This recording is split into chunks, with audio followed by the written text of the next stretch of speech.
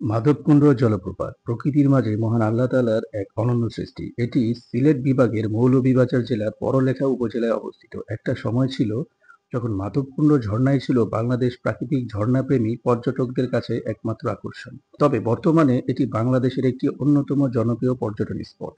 শীতের শেষের দিকে হঠাৎ একদিন ট্রেনের টিকিট কেটে ফেললাম।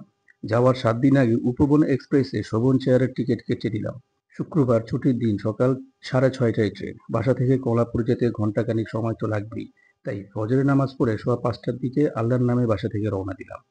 এটা ছিল মাধবকুটে আমার প্রথম যাত্রা। কমলাপুর এসে পৌঁছালাম 6:10-এর দিকে। 6:30টার ট্রেন ছাড়ার কথা থাকলেও ট্রেন ছাড়লো 20 মিনিট লেটে 6:50-এ। ট্রেনের জানালা দিয়ে দেখা যাচ্ছিল বিস্তৃত ফসলের মাঠ, বাড়ির উঠান, ডোবা, পুকুর ও ছোট ছোট মেঠো পথ ছাড়াও আরো অনেক কিছুই।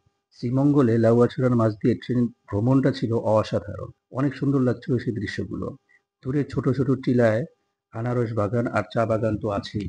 দেখতে দেখতে একটা সময় এসে পৌঁছলাম কুলাউড়া রেল স্টেশনে। এখান থেকে মাধবকুণ্ড ইকো পার্ক পর্যন্ত লোকাল বা রিজার্ভ সিএনজিতে যাওয়া যায়। তো রিজার্ভ বা লোকাল সিএনজিতে না গিয়ে রেল স্টেশন থেকে হেঁটে মেইন রাস্তা পর্যন্ত গেলাম। মেইন রাস্তা থেকে লোকাল বাসে করে কাঁঠালতলী বাজারের উদ্দেশ্যে রওনা দিলাম।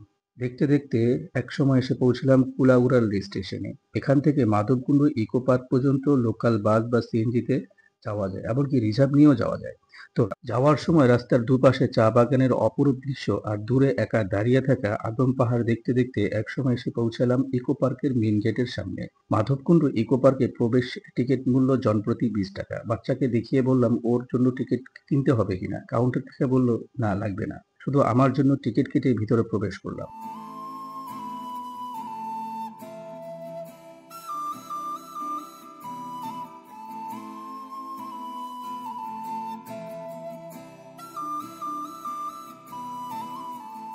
মাধবকুণ্ড জলপ্রপাতকে ঘিরে 2001 সালে সরকারি উদ্যোগে 276 একর জায়গা নিয়ে মাধবকুণ্ড ইকো পার্ক প্রতিষ্ঠা করা হয়। বাংলাদেশ পর্যটন কর্পোরেশন ইকো পার্কে আগত পর্যটকদের থাকা খাওয়ার সুবিধার্থে এখানে একটি রেস্টুরেন্ট, রেস্ট হাউস ও বসার জন্য কিছু শেড নির্মাণ করে।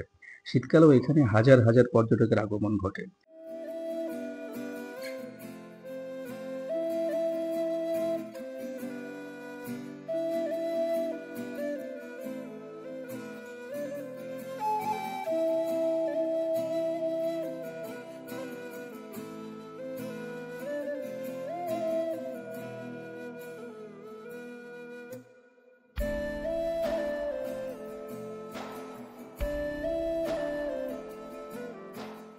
আকর্ষণীয় এই মাধবকুণ্ড ইকো পার্কের মেইন গেট থেকে প্রায় 10 মিনিট পথ হেঁটে গেলেই দেখা মিলে মাধবকুণ্ড ঝর্ণার। মাধবকুণ্ড ইকো পার্ক ঘুরে দেখতে বেশ নয়নাভিরাম ও উপভোগ্যও বটে। চাইলে আপনি এখানে দিনের পুরোটা সময় ব্যয় করতে পারেন। এই ইকো পার্কের মধ্যেই রয়েছে চা বাগান, ঘাসিয়াপল্লী, লেবু, কমলা লেবু, পান ও সুপারি বাগান। আবার কোথাও কোথাও ঝুম চাষেরও দেখা মিলবে।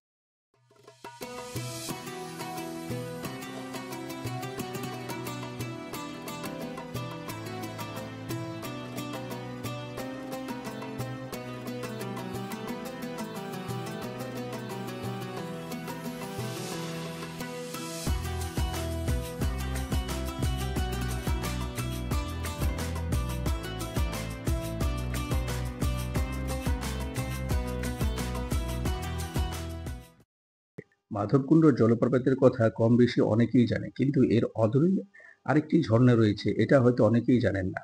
স্থানীয়রা একে পরিকুণ্ড বলে। সবুজ পাহাড়ে ঘেরা এই জায়গাটি মাধবকুণ্ড জলপ্রপাত থেকে বেশ নির্জন। ধীরে ধরে প্রায় 10 থেকে 15 মিনিট হেঁটে গেলেই সেই ঝর্ণার কাছে যাওয়া যায়। তবে এই ঝর্ণাটি কেবল বর্ষাকালেই পানি থাকে।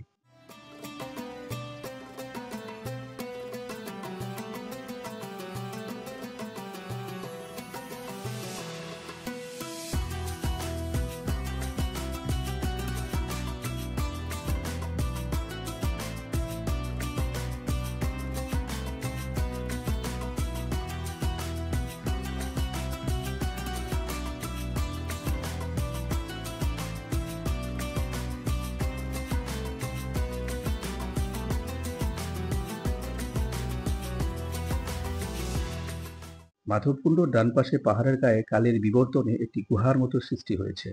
স্থানীয়রা একে কাপ বলে ডাকে। এই কাপ দেখতে অনেকটা চালা ঘরের মতো। ঝর্ণা ও ঝিরির পানিতে গোসল করে ভেজা কাপড় পাল্টে রেডি হয়ে নিলাম। এবার ফেরার পালা। ইকো পার্কের মেইন গেট থেকে বেরিয়ে সিএনজি বিভ্রান্তিতে পড়েছিলাম। তখন আমি সহ আর দুজন, মোট ৩ জন ছিলাম। লোকাল ৫০ টাকা আর রিজার্ভ ২৫০ টাকা হাঁকাচ্ছিল। অজ্ঞতা ৩ জন মিলে বলে কয়ে ২০০ টাকায় কাঁঠালতলী বাজার পর্যন্ত আসলাম। সেখান থেকে সিএনজিতে বড়লেখা বাজারে।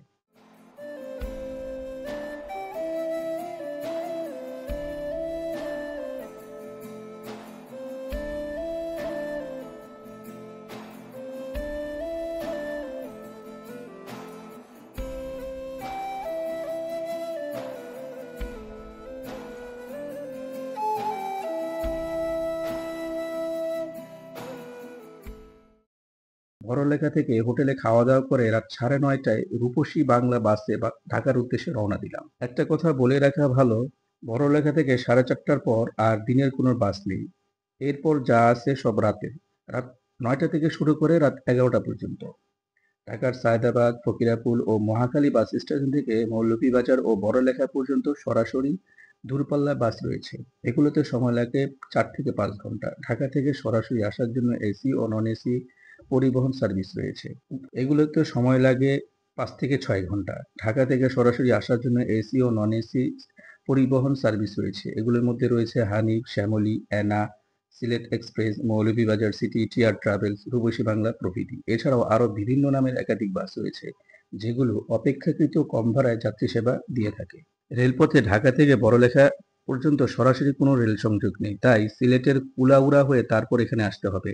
কুলাউড়ায় পৌঁছানোর জন্য ট্রেনে সময় লাগতে পারে ৫ থেকে ৬ ঘন্টার মতো। ট্রেনে গেলে রাত ১০টার উপবন এক্সপ্রেসে যাওয়াটাই সবচেয়ে ভালো। এতে করে কুলাউড়ায় এসে পৌঁছাতে পারবেন ভোর ৪টায়। এছাড়া পারাবত এক্সপ্রেসে ঢাকা থেকে ভোর ৬:৩০টার ট্রেনে করে কুলাউড়া, সেখান থেকে বাসে বা সিএনজিতে মাধবকুণ্ড ঘুরে চাইলে একই দিনে কুলাউড়া থেকে বিকাল ৫টা ১০ মিনিটের ট্রেনে ঢাকায় ফিরতে পারবেন। সেক্ষেত্রে আগে থেকেই সেই অনুযায়ী পরিকল্পনা করে রাখতে হবে। ঢাকা কমলাপুর রেল স্টেশন থেকে পারাবত এক্সপ্রেস, জয়ন্তিকা উপবন ও কালিনী এক্সপ্রেস প্রতিনিয়ত ঢাকা সিলেট রুটে যাতায়াত করে। খাওয়া দাওয়ার কথা আসলে বড়লেখায় স্থানীয় পর্যায়ে বিশেষ কোনো বিখ্যাত খাবার নেই, কেবল আখুনি পোলাও ও সাতকরা ছাড়া। তবে স্থানীয় আনারস, কমলা, পান, লেবু এবং কাঁঠালের বেশ সুখ্যাতি রয়েছে। এখানে স্থানীয় হোটেল ও রেস্টুরেন্টগুলোতে খাবারের দাম তুলনামূলক একটু বেশি মনে হয়েছে আমার কাছে। থাকা ও রাত্রিযাপনের ক্ষেত্রে বড়লেখা ও এর আশেপাশে থাকার জন্য সরকারি ও বেসরকারি ব্যবস্থাপনায় স্থানীয় পর্যায়ে কিছু মানসম্মত আবাসন, রেস্ট হাউস ও হোটেল রয়েছে, সেখানে চাইলে রাত্রিযাপন করতে পারেন। আপনাদের সুবিধার্থে যাবতীয় খরচ ডেসক্রিপশনে দেওয়া থাকবে, চাইলে দেখে নিতে পারেন। ভিডিওটি ভালো লাগলে লাইক ও সাবস্ক্রাইব করে পরবর্তী ভিডিও দেখার আমন্ত্রণ রইল। আল্লাহ।